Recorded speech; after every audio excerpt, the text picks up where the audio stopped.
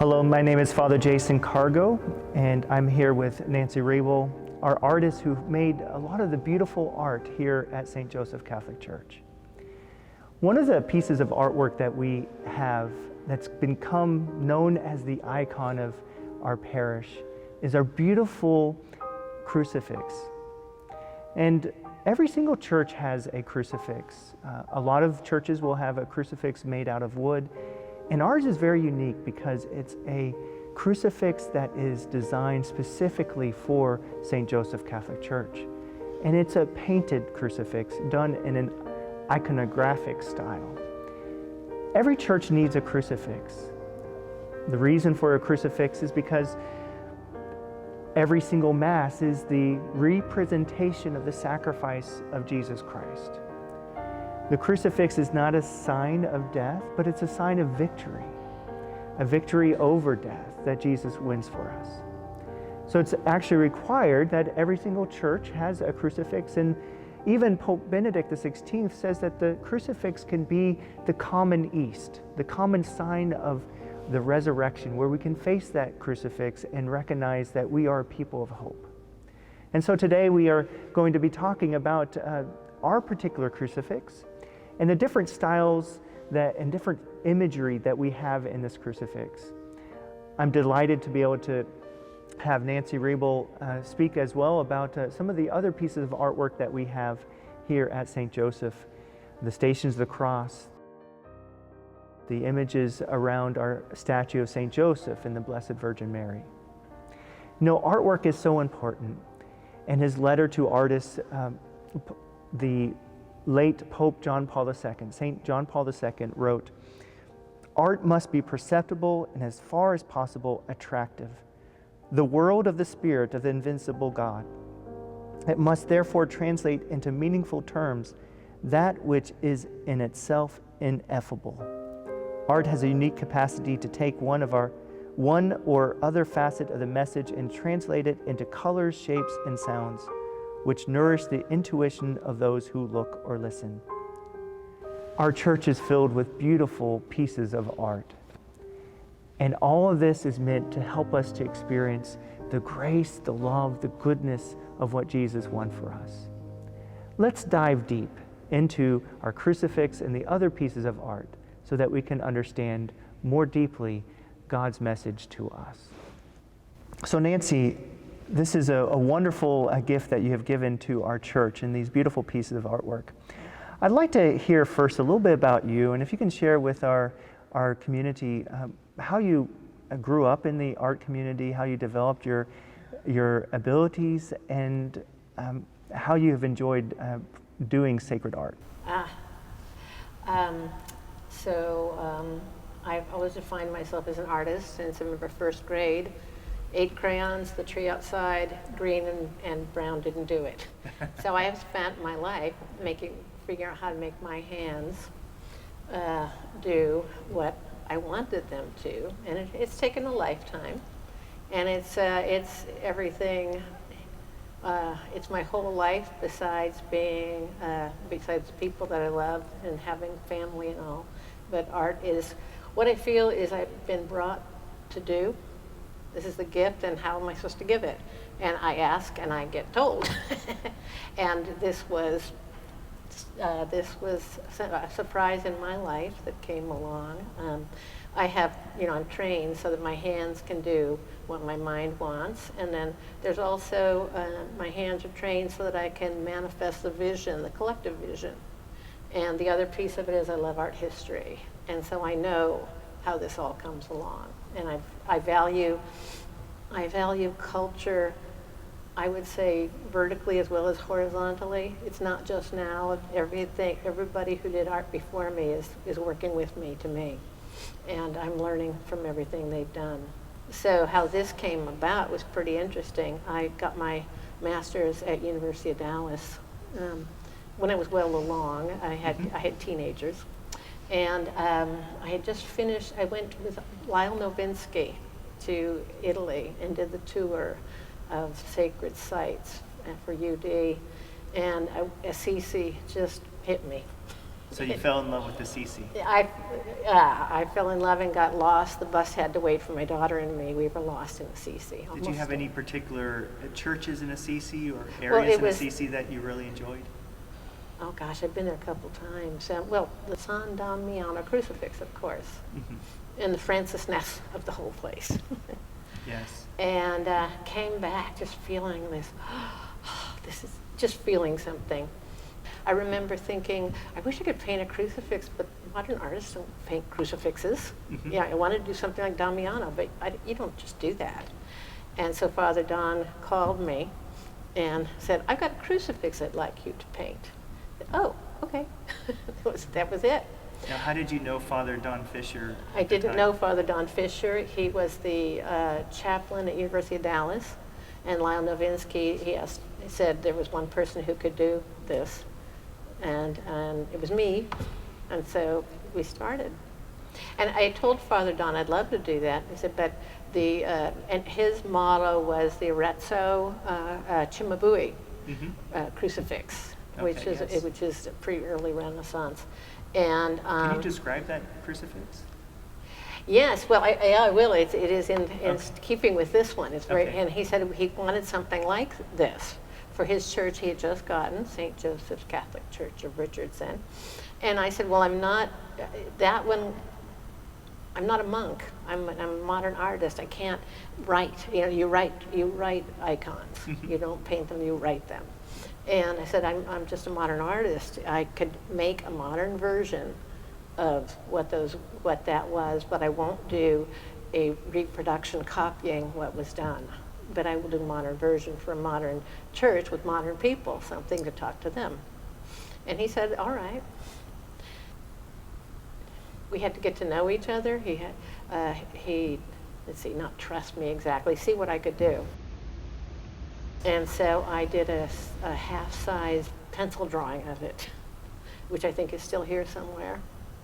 And we put it up there and looked at it and thought it would work. And then we started getting a friendship going where, okay, go. And we used the Cimabue as a reference. And it is, so there are two kinds of pre-Renaissance painted crucifixes. And they're the opposite, not the opposite, different from a cross that stands for Christian.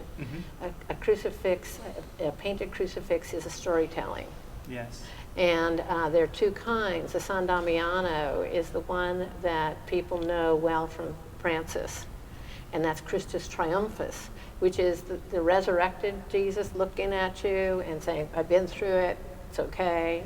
This is past the full story. Yeah, and studying that, it's very fascinating, right? So that the cross is actually, you see blood coming from Jesus' hands, but he's not pinned to the cross, right? Exactly. This is actually kind of in front of it. And these stories are telling all of the parts of the story at the same time. Yes. This one is a Christus Patientis, showing Jesus still alive on the cross. It's showing suffering. Yes. And it's a show of suffering. I'm with you, suffering. Yes, I know it is. Here I am. Painting it was quite something. You know, you feel it as you work on it. You feel things. Well, before you get into, Yes. I wanted to hear, like, how did you prepare yourself to paint this deeply spiritual piece of work? Yeah.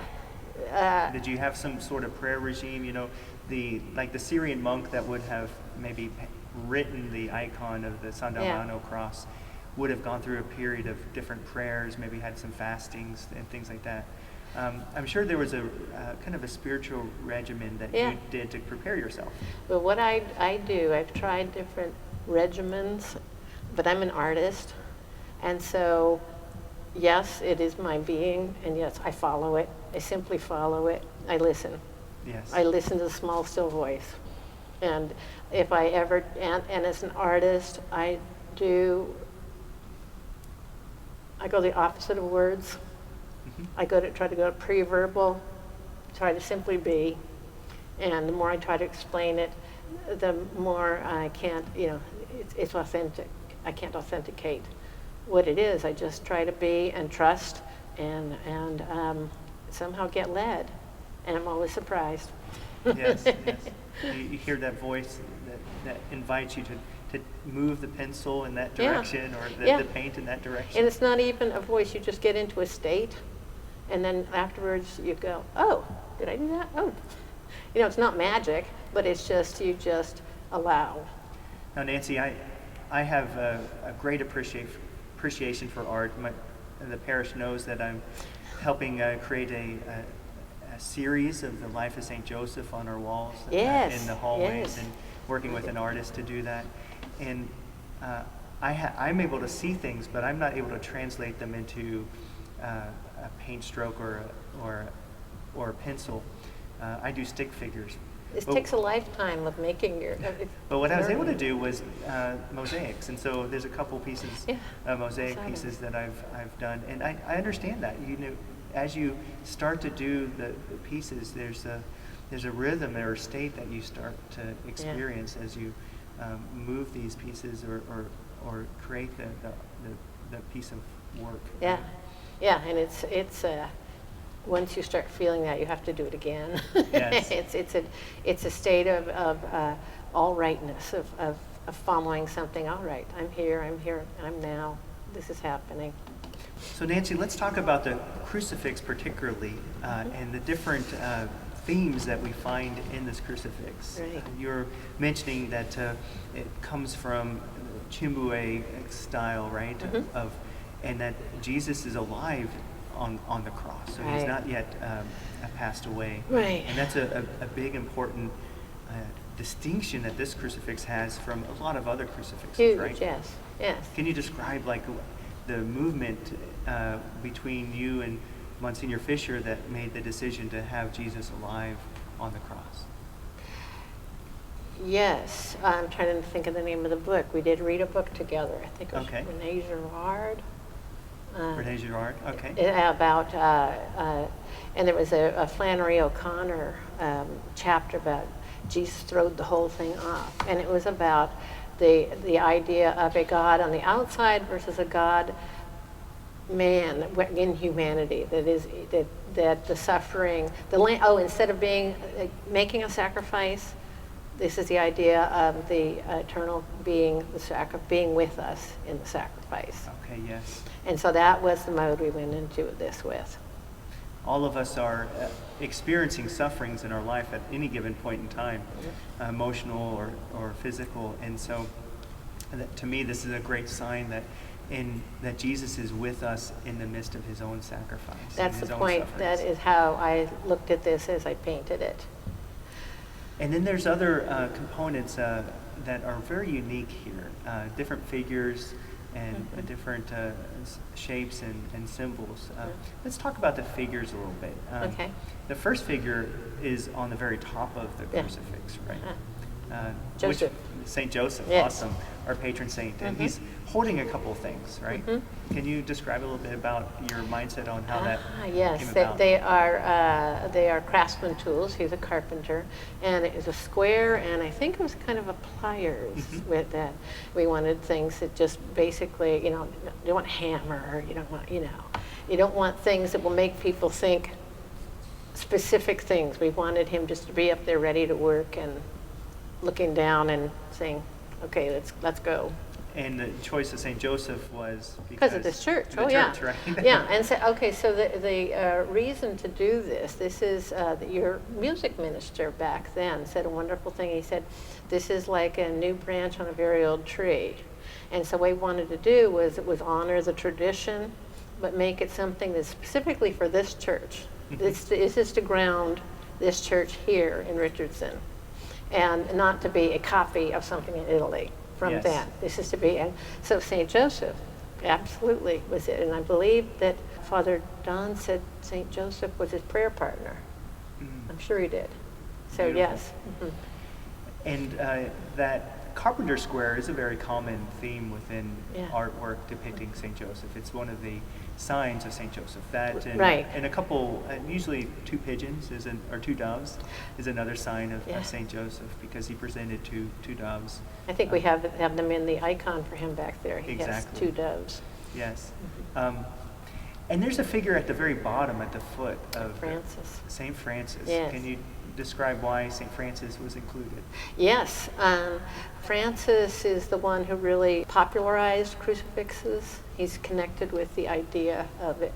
Father Don, when he called me to ask me to do the crucifix, I said absolutely. And about he said, well, this is Francis' feast day. Just happens to be Francis. So Francis has been in this since the beginning. Oh, so on the day that he The asked day he you, asked me, uh-huh. it was October 4th, Uh-huh. the feast day of St. Francis. Right, right. Wow. Yeah.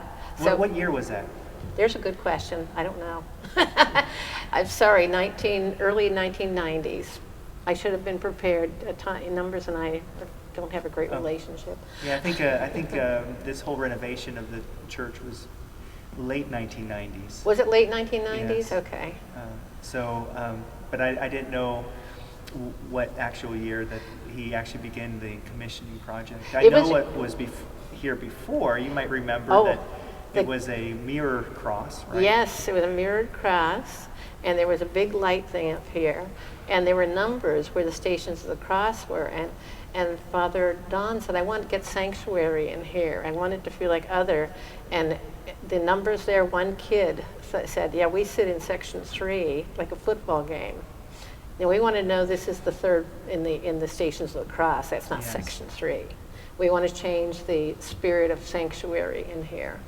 And you know, one of the reasons why we have statues and sacred art in the church is it's to remind us that there's another group of people gathering with us at every single Mass. Absolutely. And that other group of people is the saints. Yeah, And yeah. they're gathering with us.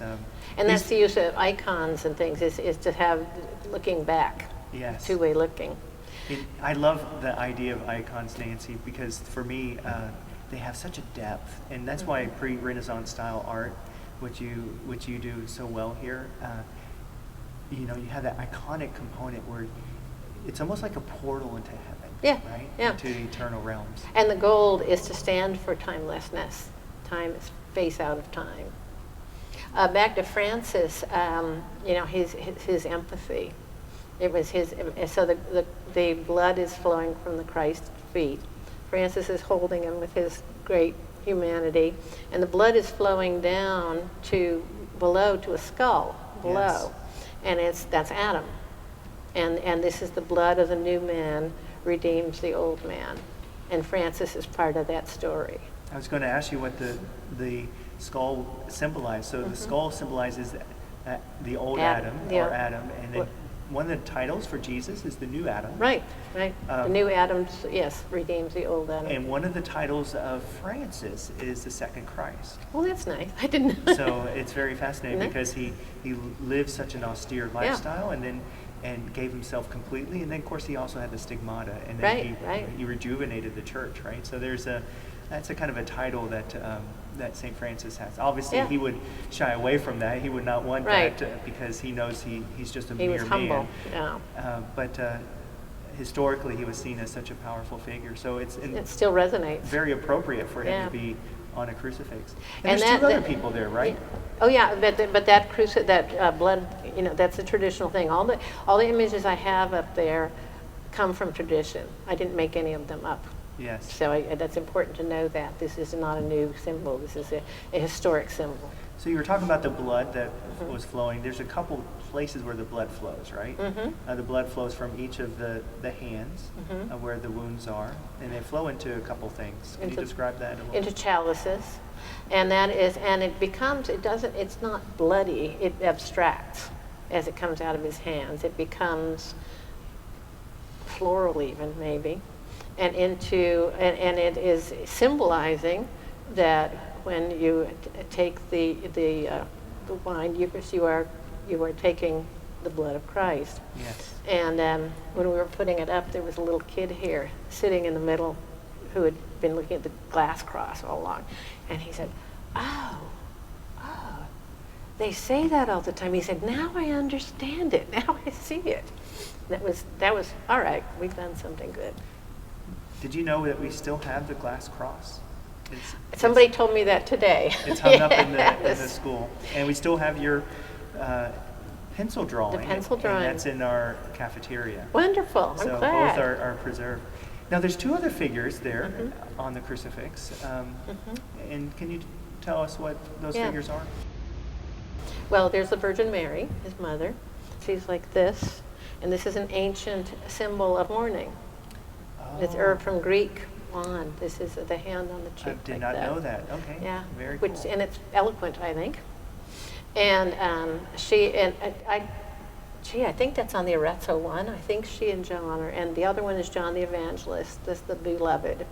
And as Jesus was dying, he said, "Son, behold your mother." Yes. And took her into his care. So they're up there as the ones who witnessed the crucifixion.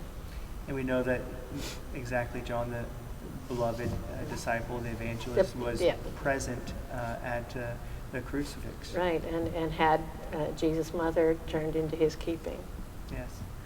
And then there's a couple symbols on either parts of the transept of the crucifix. It's like a sun and a moon. Can you describe what those are? Yeah, they are the all, the eternity, everything. This is about the picture of it being the complete picture. So it's about everything that's day and night, but it's also it only shows half of the sun, because the sun was covered at the moment Jesus died. And so that's why it's a half sun. There was an eclipse. Eclipse. There's eclipse of the sun as a sign of, God's Son has, in his human nature, died. Right. In his divine nature can't die, right? Right. But in his human nature, he died. And then there's a couple words. I think up there is Rex Gloriae. Rex Gloria, King of Glory. King of Glory. Okay, yeah. so Rex meaning king, and then of glory. glory. And of course, Nancy, on the crucifix we have the sign that hangs above Jesus with the letters INRI. And these represent the first letters of the words of the Latin inscription, Jesus Nazarenus Rex Judaeum. This means Jesus the Nazarene, King of the Jews. These are the words that Pontius Pilate hung on the cross above Jesus. The black background stands for the void, the great void of eternity, the endlessness. The red around it is passion of life. There's two other aspects that I thought was very unique, and I'd love to hear. I'm not sure, I don't know about them. One is the particular shape that you chose. There's lots of little angles and curves that are very unique to this particular of the crucifix. framing. That was Ellen Amador, architect, and that was her choice. They were referencing historic crucifixes. Okay. And there are so many pieces to those. They're incredible. Bob Brackus was our carpenter. He did an incredible job. The whole thing is wood. It's all oil paint. Oil paint on wood. That was the basic shape from which all the Stations of the Cross, each frame is 40 pieces. It's a lot of work. So I did not realize it, but you just said that every single station rotates between a particular style, and united, those styles are all present in this cross. Exactly. And they even go across into the shrines as well. Absolutely, in the shrines, yes. Of Joseph and those Mary. were interesting to do. So the other thing that's interesting, I think, is along the side of the support beam of the cross. There's some decorative elements that you painted in there. Well, they're not decorative. I mean, that's the one thing I'm sorry about is they don't show from here.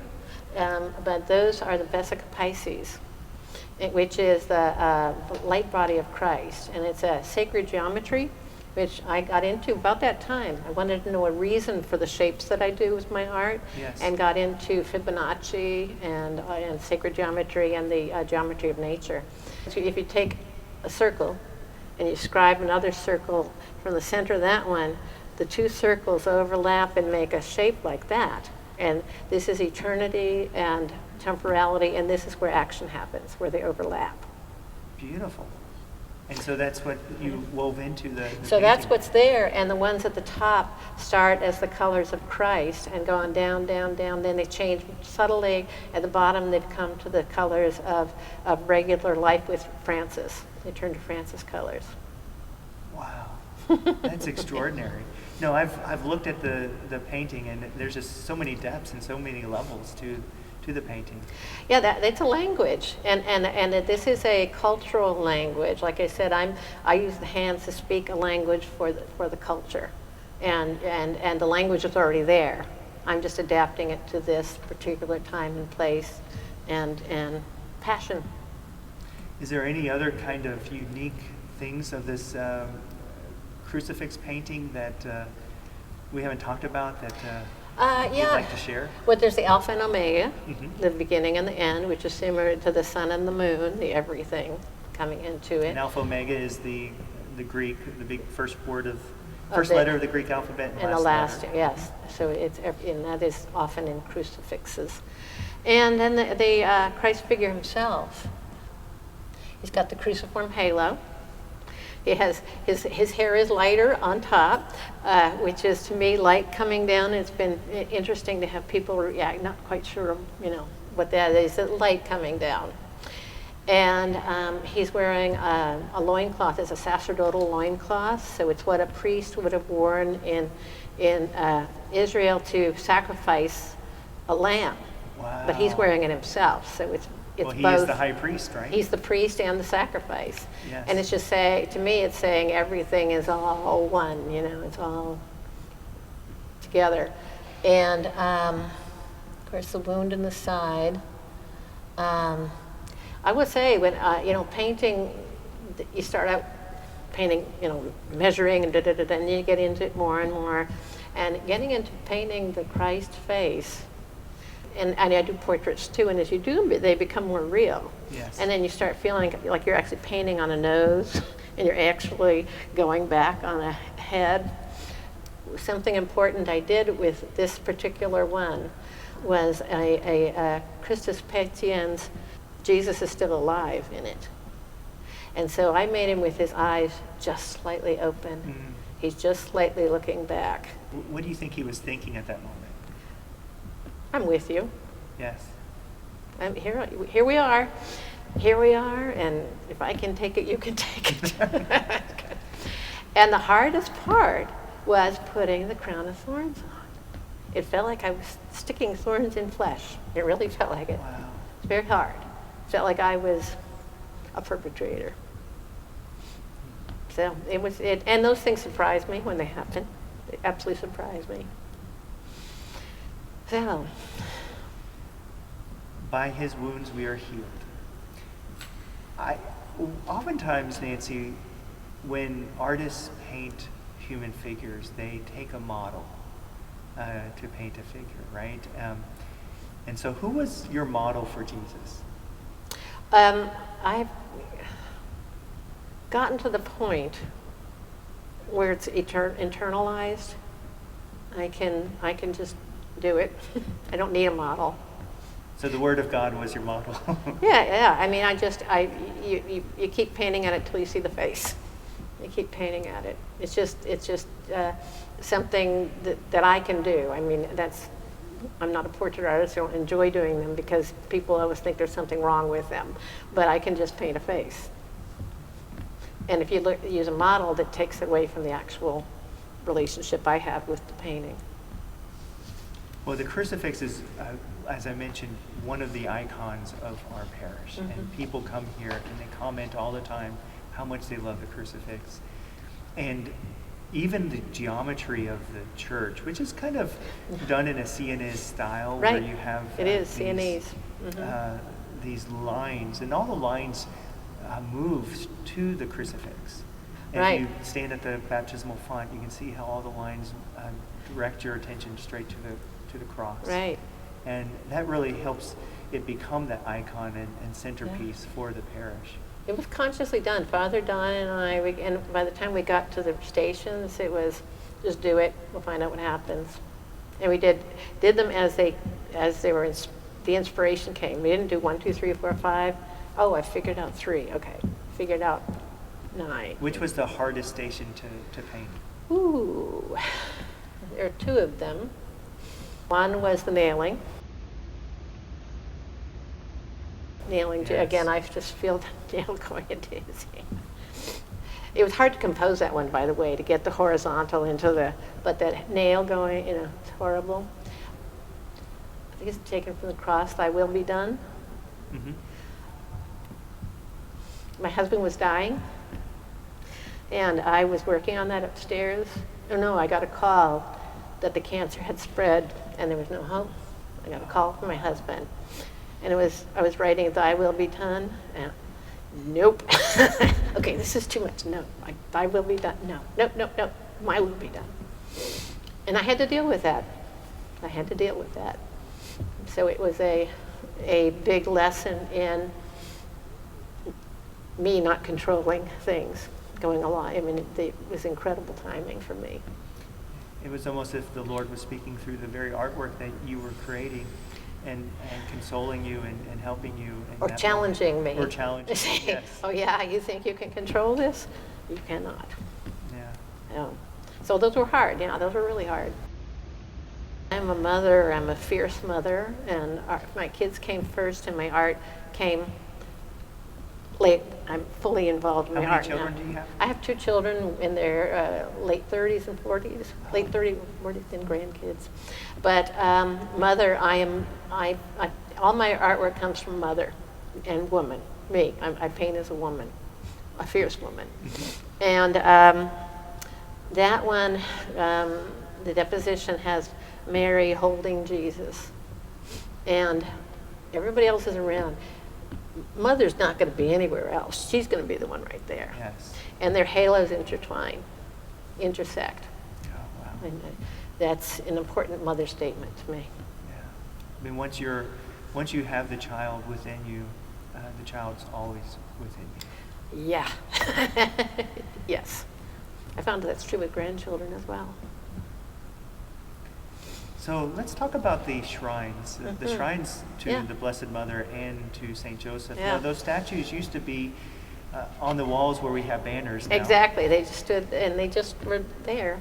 And then in the imagination and the creativity of Monsignor Don Fisher, the decision was to move them into these niches. Right. And then not just to keep them as solitary statues, but to place them within a piece of artwork. Making them more relatable. So the decision was that those were, instead of me doing something separate, people were already attached to those statues. And so we decided to give them a presence. And it was very interesting working with Father Don on that one. I don't think I've ever seen statues that have that kind of intersection with art, because you have the actual statue itself, which is a great piece of art, Yeah. but then you were able to insert it into the whole greater scheme. It was a wonderful problem solving with Father Don. It was interesting. Painting around the edges was a new experience. Joseph, we talked to what was Joseph's role, and he was the one who just was the quiet background, quiet backdrop, who was just there, holding firm. He's mentioned twice in the Bible with a voice coming to him. One, and that's the 2 angels. Yes, 2 angels. One says, I know there's words, be not afraid. Be not afraid, yes. That's it. And I Thank think you. the reason why I know it is because that's so needed right now. Right. It's saying, deal with it. And he's the I'm with you. He's the one. This is be not afraid. Just follow your gut. Follow what you feel. The buildings were really fun to do. That's Giotto. Those are Giotto buildings. If you're allowed to joke about it, we think we wanted Richardson and Plano in there. That this is here, and then I made the precipice come off to bring it to the front, and which is another Renaissance commonality. is the precipice coming off, and they're on it. Oh, I know, it's on the bottom of his statue, has rocks, Okay. and so it's connecting that. And then the Blessed Virgin shrine? That was really interesting. I enjoyed doing that. It's full of life. Yes, so she is, and again, these are biblical passages, the overflowing fountain of mercy. And then she's in an enclosed garden, which is really a medieval thing, the enclosed garden of purity. And all the plants in there are from the Song of Solomon. And I looked it up today, and you can just go on to Google it and find them all. I had to research all over the place to find out what spikenard was, what it looked like. All the different plants were in the Song of Solomon. So she's surrounded by those. And then the roses are the actualization of the rosary around the garland of Nice. roses. Okay. And there are 5 sorrowful mysteries, 5 joyful, and 5, what's the third one? Glorious. Thank you, glorious. And each, so the roses are different colors to do with that, 5 of each color. And she also is standing for the Virgin in the Revelation, the Virgin of the Apocalypse. So she has the crown stars around her head. Pulchra et luna, beautiful as the moon, as the sun. What is it, bright as the sun? Yeah. I can't remember the Latin at the moment. Electra at Sol. Soul. Yeah. And so those are all about her beauty. That is a wonderful, beautiful gift as well at that shrine. People pray there all the time.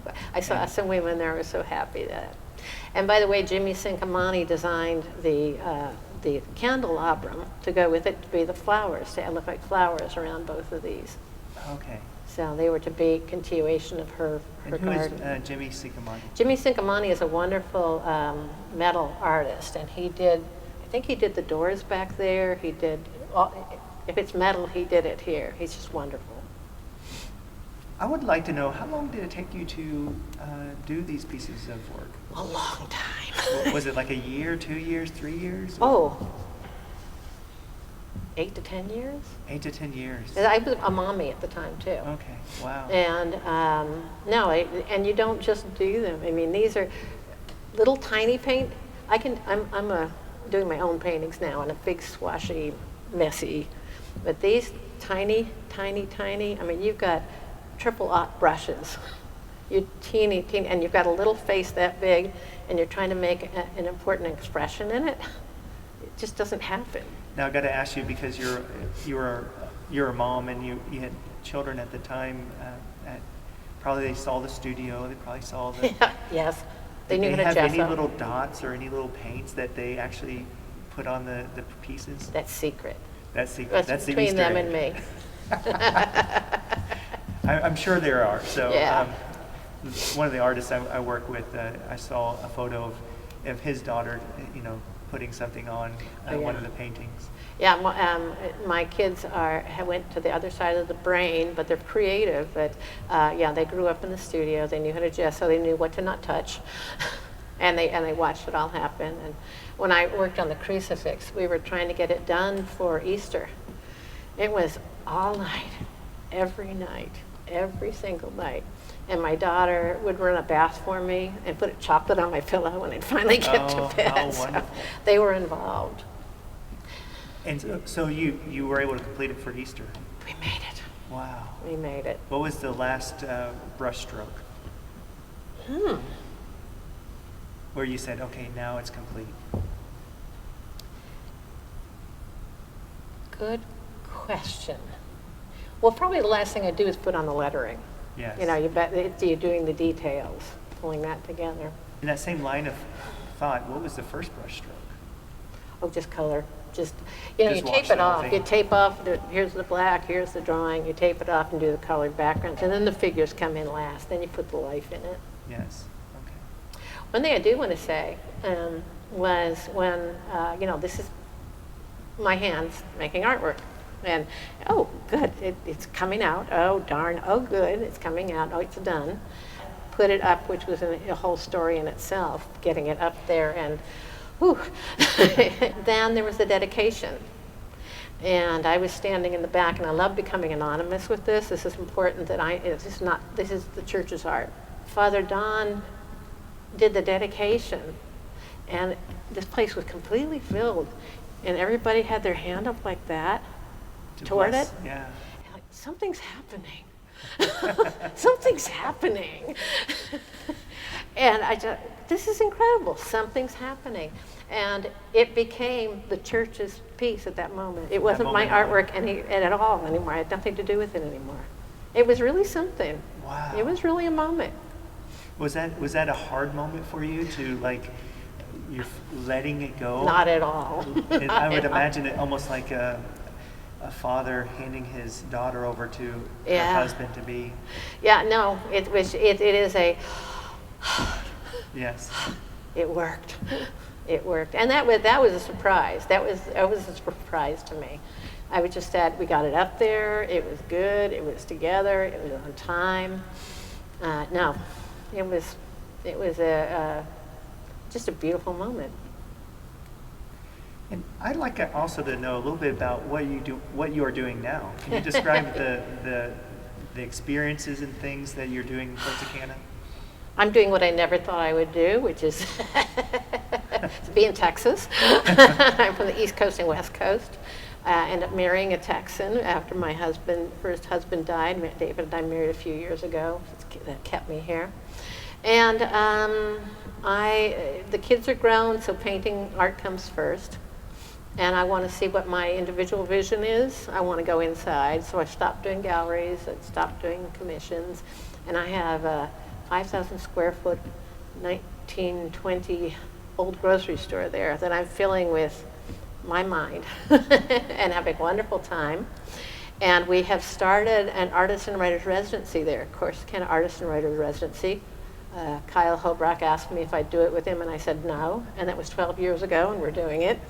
And artists and writers come from around the world and stay there and make their work in this Oddfellows home and some other places, Oddfellows building, and interact with the town.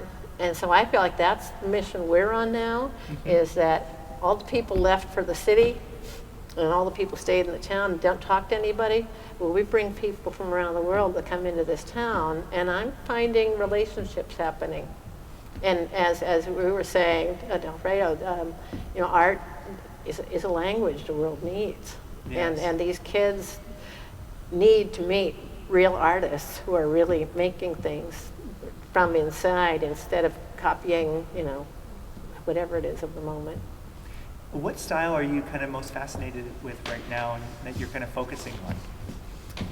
What genre of art? These are not far from my paintings now, but I'm doing life-size figures. I'm doing this giant 30-foot long thing called Dance Floor. It's about dance floor of life, and it's just all kinds of strange cartoon stuff, as well as realistic figures, as well as another overflowing font of mercy. They're becoming tapestries to me. Yes. I'm feeling like I'm weaving these paintings. And then I'm also doing a miniature world in sculpture. I'm allowed. Absolutely, you are. One of the things that Pope John Paul II wrote about in his letter to artists is he said that he really encouraged artists to really bring beauty to the forefront. Mm-hmm. Can you kind of talk about the role of beauty in your own art? Oh, interesting. People have beauty and pretty mixed up. And beauty's not fashion. Beauty to me is truth. And truth is not always pretty.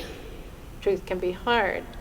My grandson asked me yesterday, he got a book on Michelangelo, and he said, why is David showing his private parts if you're supposed to be beautiful? Mm-hmm. And I talked about how culturally we wear clothes for many reasons, but this is about total vulnerability. A young man shepherd against a giant, and this is to show he's completely vulnerable, and the difference between nude and naked. That this is respectful. You do it respectfully. It's as beautiful as an animal, a fox's body, if you respect it. And so to me, beauty is something we forget to strive for. That we forget to believe in. That there is just beauty. And of course, I go out and look at a flower and think, why do I bother? It's already beautiful. So beauty is complicated. It's not pretty. It's truth. And for me as an artist, as I said, I'm leaning to pre-verbal. My husband's a writer. He can do the words. Mm-hmm.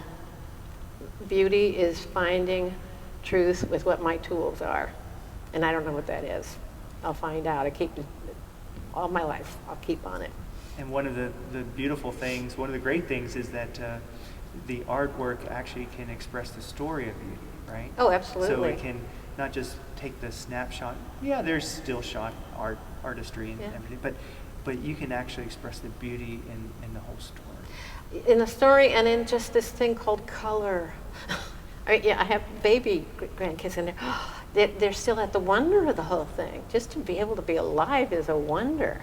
And to just see blue and red is beauty. It's our ability to perceive, which needs adjusting. You know, Nancy, one of the things I really believe is that beauty is the gateway for us to be in awe. In awe. So a lot of times as adults, we have lost the ability to be in awe. Children a lot of times have that, and we try to live through our children and as they see these beautiful things, these wondrous things, and they experience awe. And I think we need to have those moments of awe so that we can see the Creator behind the beauty. I think we have devalued the word awesome to mean cool. Yes. No, awesome, there is awe. And I've been at enough births and deathbeds to know now, and alive is awe. Yes. And you know, there's no time to not be conscious of it. Do it now. Is there anything else that you would like to express about the beautiful work that you've done here? Well, it was interesting to walk in today after 25 years. Oh, it's been I 25 think. years for you. I you know, best I can guess. And did I have something to do with that? Oh, you know, it's just, they've become their own thing, and it's very, gratifying. And one thing I've said to Alfredo, I don't want to be too much of a character in this. This is about people's relationship to transcendence, and things to help them get through what we all go through by seeing the story. And so I'm so glad to have turned it over. I'm kind of amazed I had anything to do with it, and grateful to be here today. Yes, I mean, the artwork that you've provided, you know, I'm a person that loves art. As you see, the hallways are being filled up with these images, different paintings of the life of St. Joseph. But the balance here in the church is just perfect. Like, I thought, there's nothing that needs to be added here. Thank you. It's so balanced. It's so well done. I added the banners just for liturgical color. No, but I was very clear that we want those just to be very simple, because the artwork that you have here is just exquisite, and it rounds the whole place out. So sanctuary, you know, and what we need in the world now. Sanctuary. This needs to feel a place apart where you can feel eternal. And thank you for respecting it. Oh, you're very welcome. Well, Nancy, this has been wonderful to speak with you and share a little bit about what has happened here at St. Joseph and how it came to be. As you know, this is our 45th anniversary of the parish. We were formed in 1976, and in the year of St. Joseph, this is the year of St. Joseph, that's part of the impetus of why we're doing this documentary, and why it's important for us to understand more fully our history and how all this came to be. And so I thank you so much for this time. My pleasure, truly. Thank you. You're welcome.